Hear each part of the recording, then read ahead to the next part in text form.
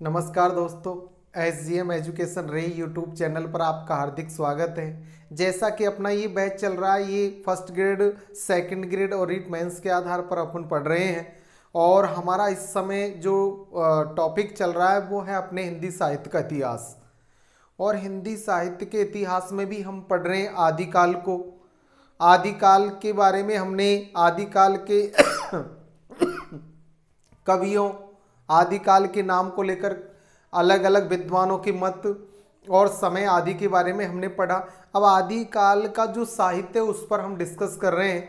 आदिकाल का साहित्य मुख्य रूप से 4 भागों में बांटा है, तो वो हमने अब तक पढ़ लिया था, जिसमें रास साहित्य, रासो साहित्य और आपके नाथ साहित्य और सिद्ध साहित्य। अब जो आपके आदिकाल में स्वतंत्र साहित्य लिखा गया था उस पर हम पढ़ रहे थे दोस्तों। तो स्वतंत्र साहित्य में हमने पद्य साहित्य को पढ़ लिया था। अब उसी कड़ी में स्वतंत्र साहित्य का जो गद्य साहित्य है उसे आज हम पढ़ते हैं दोस्तों। तो देखिए, लौकिक गद्य साहित्य, इसमें सबसे पहले रचना है आपकी राउलवेल। ये रोड़ा कवि द्वारा लिखी गई रचना थी दोस्तों, राउलवेल। और इसका रचना काल 10वीं सदी माना जाता है राउलवेल का। यह रचना सर्वप्रथम शिलाओं पर रची गई थी। ये शिलांकित रचनाएं थी, पत्थरों पर लिखी गई थी ये रचना सबसे पहले। यह है हिंदी साहित्य की प्राचीनतम गद्य और पद्य मिश्रित रचना है, जिसे चंपू काव्य भी कहते हैं। ये चंपू काव्यात्मक रचना भी मानी जाती है दोस्तों। गद्य और पद्य मिश्रित रचना है ये। हिंदी में नक्सिक परंपरा का प्रारंभ इसी रचना से माना जाता है। हमारे हिंदी साहित्य में नक्सिक परंपरा का जो प्रारंभ है वो इसी रचना से आरंभ हुआ था। इस रचना में राउल नायिका का नक्सिक वर्णन किया गया है। राउल नामक नायिका का कवि द्वारा नक्सिक, पैर के नाखून से और सिर की चोटी तक की सुंदरता का वर्णन किया है। इसका शिलांकित रूप मुंबई के म्यूजियम में सुरक्षित है। जो पत्थरों पर लिखी गई है रचना, तो इसका पत्थरों पर लिखा हुआ जो रूप है वो आज भी मुंबई के म्यूजियम में सुरक्षित रखा हुआ है। तो दोस्तों, ये राउलवेल बड़ी प्रसिद्ध है। भर्ती परीक्षाओं में बार बार इससे प्रश्न आता है कि राउलवेल के कवि है या वो पहली शिलांकित रचना या पहली चंपू काव्य, ऐसे कई सारे प्रश्न इससे बनते हैं। तो आप देखिए, राउलवेल रोड़ा कवि द्वारा रचित है। इसका रचना काल 10वीं सदी है। शिलाओं पर रची गई रचना है ये, और ये गद्य पद्य मिश्रित है। और इसमें नक्सिक वर्णन किया है राउल नामक नायिका का। इसी क्रम में दूसरी जो गद्य साहित्य है, लौकिक गद्य साहित्य, वो रचना है उक्ति व्यक्ति प्रकरण। बड़ा प्रसिद्ध है ये भी।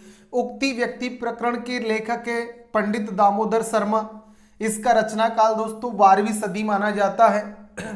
और इस रचना में बनारस और उसके आसपास के क्षेत्रों की भाषा पर प्रकाश डाला गया है कि बनारस की, वाराणसी जिसे कहते हैं, उसकी और उसके आसपास के क्षेत्रों की भाषा कैसी थी।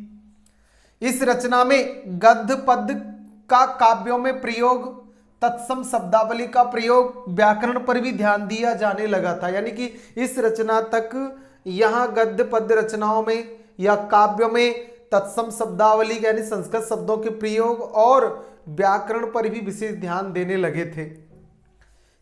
पंडित दामोदर शर्मा महाराज गोविंद चंद्र जो 1154 ईस्वी के सभा पंडित थे, यानी कि महाराज गोविंद चंद्र के ये सभा पंडित थे, उनकी सभा में ये पंडित का कार्य करते थे।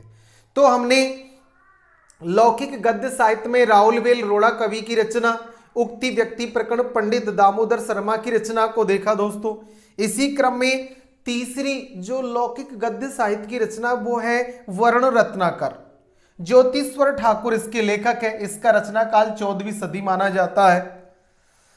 ज्योतिश्वर ठाकुर मैथिली भाषा के कवि थे। ये मैथिली भाषा में रचनाएं लिखते थे। यह मैथिली हिंदी में रचित गद्य पुस्तक है। मैथिली हिंदी में लिखी गई गद्य पुस्तक है वर्ण रत्नाकर। इसे मैथिली का विश्वकोश भी कहा जाता है। और इस रचना का प्रकाशन डॉक्टर सुनीति कुमार चटर्जी एवं पंडित बबुआ मिश्र के द्वारा बंगाल एशियाटिक सोसाइटी के माध्यम से करवाया गया था। तो ये वर्ण रत्नाकर रचना है, ये भी बड़ी प्रसिद्ध रचना थी। तो इन तीनों रचनाओं से भर्ती परीक्षाओं में बार बार प्रश्न उठाए जाते हैं दोस्तों कि राउलवेल रोड़ा कवि की रचना 10वीं शताब्दी का रचना काल है, उक्ति व्यक्ति प्रकरण पंडित दामोदर शर्मा की रचना काल 12वीं सदी है, वर्ण रत्नाकर ज्योतिश्वर ठाकुर की रचना काल 14वीं सदी है। इन्हें आपको विशेष तौर से ध्यान में रखना है। इसी क्रम में आदिकाल के स्वतंत्र गद्य और पद्य साहित्य के अलावा अपभ्रंश साहित्य भी था आदिकाल में। तो आदिकाल की कुछ अपभ्रंश रचनाओं पर हम थोड़ा सा प्रकाश डाल लेते हैं दोस्तों। तो देखिए, स्वयंभुदेव द्वारा या स्वयंभु कवि द्वारा रची गई रचनाओं में पौमचरियु, ऋठनेमि चरियु, स्वयंभु छंद और पंचमी चरियु, ये 4 रचनाएं स्वयंभुदेव द्वारा लिखी गई थी।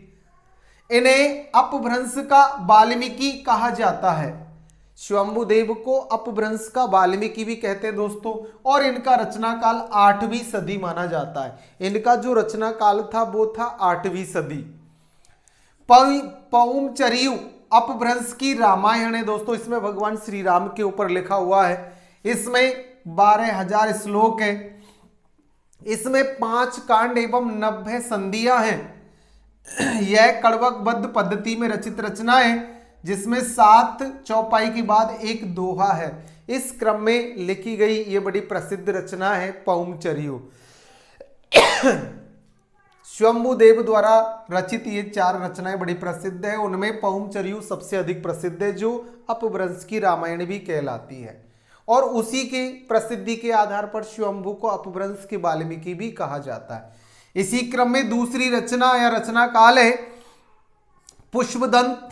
इनके द्वारा लिखी गई रचनाओं में महापुराण, ऋणय कुमार चरियु जिसे नाग कुमार चरित्र भी कहा जाता है, जसहर चरियु यानी यशोधरा चरित्र और कोश ग्रंथ, ये 4 रचनाएं थी।